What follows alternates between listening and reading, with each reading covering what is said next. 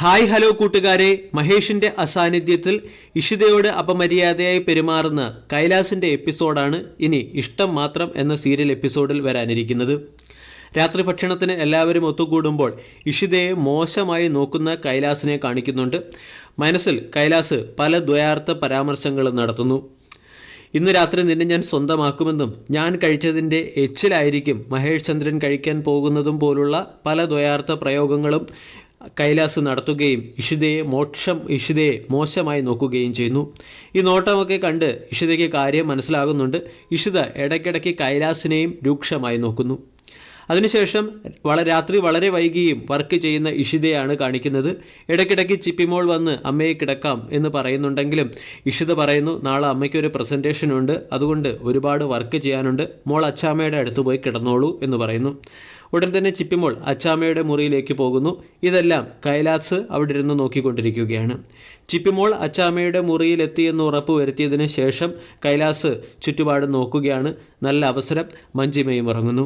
ഈ സമയത്ത് ലൈറ്റുകളെല്ലാം ഓഫാക്കി കൈലാസ് ഇഷിതയുടെ റൂമിലേക്ക് എത്തുന്നു. വർക്കിൽ ശ്രദ്ധിച്ചു കൊണ്ടിരുന്ന ഇഷിതയെ പിന്നിൽ നിന്നും കടന്നു പിടിക്കാനാണ് കൈലാസ് ശ്രമിക്കുന്നത്. ഇത് കണ്ട് ഇഷിത ഞെട്ടിത്തെരിയുകയും കസേരയിൽ നിന്നും എണീറ്റ് മാറുകയും ചെയ്യുന്നു. ഉടൻ തന്നെ കൈലാസ് മറ്റൊരു സൂത്രം പുറത്തെടുത്തു. നീയും മഹേഷും തമ്മിൽ ഒരു ഭാര്യ ഭർത്തൃ ബന്ധമില്ലെന്നും നീ ആഗ്രഹിക്കുന്നത് എന്താണെന്ന് എനിക്കറിയാമെന്നും അതൊക്കെ തരാനാണ് ഞാനിപ്പോൾ ഇന്ന് രാത്രി ഇങ്ങോട്ട് വന്നതെന്നും കൈലാസ് ഇഷിതയോട് പറയുന്നു. ഈ രീതിയിലുള്ള വർത്തമാനവും കൂടി കേട്ടപ്പോഴേക്കും ഇഷിതയ്ക്ക് നിയന്ത്രണം നഷ്ടമാവുകയും ഇഷിത കൈലാസിൻ്റെ മുഖത്ത് ആഞ്ഞടിക്കുകയും ചെയ്യുന്നു. അതിനുശേഷം ഇഷിത ആ മുറി വിട്ട് ഓടിപ്പോയി മറ്റൊരു മുറിയിൽ കയറി കതകടയ്ക്കുന്നു. രാത്രിയിലെ ഈ ബഹളം കേട്ട് എല്ലാവരും ഉണർന്നു. മഞ്ജിമ ഉണർന്നു വന്നപ്പോൾ ഇഷിതയുടെ റൂമിൽ നിൽക്കുന്ന കൈലാസിനെയാണ് കാണുന്നത്.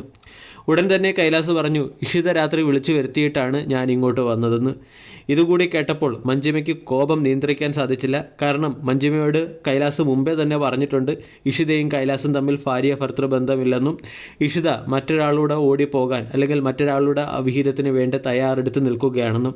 ഈ കാര്യങ്ങളെല്ലാം കൂട്ടി വായിച്ച മഞ്ജിമ ഇഷിതയെ അടിക്കാനായി കൈ ഓങ്ങുമ്പോൾ ഇഷിത അത് തടയുകയും ആദ്യം നീ നിൻ്റെ ഭർത്താവിനെ നിലത്ത് നിർത്ത്, അല്ലെങ്കിൽ നിൻ്റെ രണ്ട് കാരണവും ഞാൻ അടിച്ചു പൊട്ടിക്കുമെന്ന് ഇഷിത മഞ്ജിമയോട് പറയുകയും ചെയ്യുന്നു.